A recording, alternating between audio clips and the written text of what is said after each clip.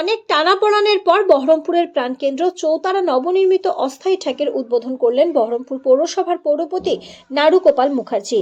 এক যুদ্ধকালীন তৎপরতায় এত সুন্দর মনোরম পরিবেশে এই ঠ্যাকটার নির্মাণ করলেন বহরমপুরের পৌরসভার সর্বোপরি বহরমপুরের পৌরপতি। জনগণ বলছে উন্নয়ন চলছে, তার একটা জলজায়ন্ত উদাহরণ বহরমপুর স্কয়ারফিল্ড। হঠাৎ একদিন গাছ পড়ে অস্থায়ী ঠ্যাকটা যখন ভেঙে গেল, সকালে প্রাতঃভ্রমণকারীরা এসে দেখলো তাদের ঠ্যাক লণ্ডভণ্ড হয়ে গেছে প্রাকৃতিক দুর্যোগের ফলে। এটা নিয়ে বিভিন্ন রাজনৈতিক দলগুলো তারা তাদের মতন করে রাজনীতির খেলা শুরু করে দিয়েছিল। মানুষ তখন বলেছিল, এই ঠ্যাকটা তুমি কার, কংগ্রেসের না বিজেপি না সিপিএম না তৃণমূলের? কথায় বলে না, পদ বলে আমি বড়, রথ বলে আমি। এই দেখে হাসে অন্তর্যামী। তাই দেখে বহরমপুর পৌরসভার পৌরপতি মিটিমিটি করে হাসেন এবং যথাসময়ে ঠ্যাকটি মানুষের উদ্দেশ্যে উৎসর্গ করে দিলেন 26শে জানুয়ারি 2024-এর সন্ধ্যায়। তৈরি হলো না আমার বিশেষ করে ব্যক্তিগতভাবে, যে অনেকদিন পর আমরা তো হিমাদ্রিদেরই সব উত্তরসূরি, সব ঠিক মারতে মারতে মারতে ব্যারা স্কোয়ারে তো সব অনেক বছর কাটিয়েছি। তো তার মধ্যে নতুন করে আবার এই আড্ডা মারার যে ইন্টারেস্টটা সেটা হচ্ছে তৈরি হলো। ইচ্ছা মনের মধ্যে ছিল কিন্তু স্কোপ হচ্ছিল না। তো যেভাবেই হোক না কেন, এটা একটা খুব বড়সড় কোনো কাজ আমরা করিনি, এটা একটা খুব নমিনাল কাজ করেছি এবং কাজটা আমাদের আরো বড় প্ল্যানিং ছিল, এটা করব। কারণ করতে গেলে পরে কিছু আইনি ব্যাপার থাকে, এটা জানেন আপনারা, কারণ ল্যান্ডটা অ্যাকচুয়ালি ডিএম সাহেবের, কালেক্টরেট মালিক এখানে। মিউনিসিপ্যালিটি যতই অফিসিয়াল বডি হোক না কেন, খুব পার্মানেন্টলি কিছু করতে গেলে পরে ডিএম সাহেবের একটা অনুমতি দরকার। সেটা টেম্পোরারি আমরা ইন্টিমেশন দিয়েছিলাম এবং সেটা উনি আমাদের পক্ষান্তরে সমর্থন করেছেন এবং কিছু আইনি ব্যাপার থাকে সেগুলোকে হ্যান্ড ওভার টেক ওভারের মধ্যে দিয়ে সেটাকে পরে কমপ্লিট করবেন। তো আমাদের এই ঠ্যাকটাকে একটা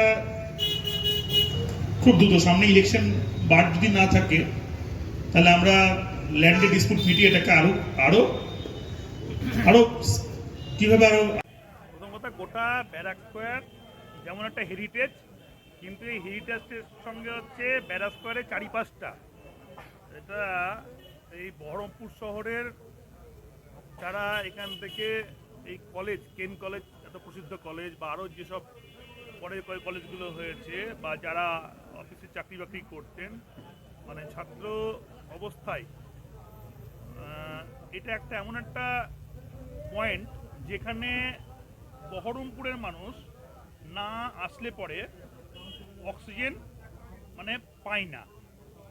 এটা প্রথম অ্যাকচুয়ালি ব্যারাক স্কোয়ারের আশপাশগুলো, যেগুলো আপনার রাস্তা এবং মাঠের মধ্যেখানে যে অংশগুলো ছিল, সেগুলোতে সাধারণভাবে সাজিয়ে গুজিয়ে আমাদের এই বহরমপুর শহরের খুব জনপ্রিয় যারা সেই সময় যারা গোটা সামাজিক কাজ করতো 80-র দশকে, যারা ছাত্র আন্দোলনের সঙ্গে জড়িয়ে ছিল, যারা নানাবিধ সামাজিক কাজের সঙ্গে নিজেদেরকে জড়িয়ে রাখত, তারা এই বিভিন্ন রকম এই আড্ডা স্থানগুলোকে, গল্পের স্থানগুলোকে, বা বহরমপুর একটা বড় কালচারের একটা, কি বলবো, এটা একটা বড় পার্ট।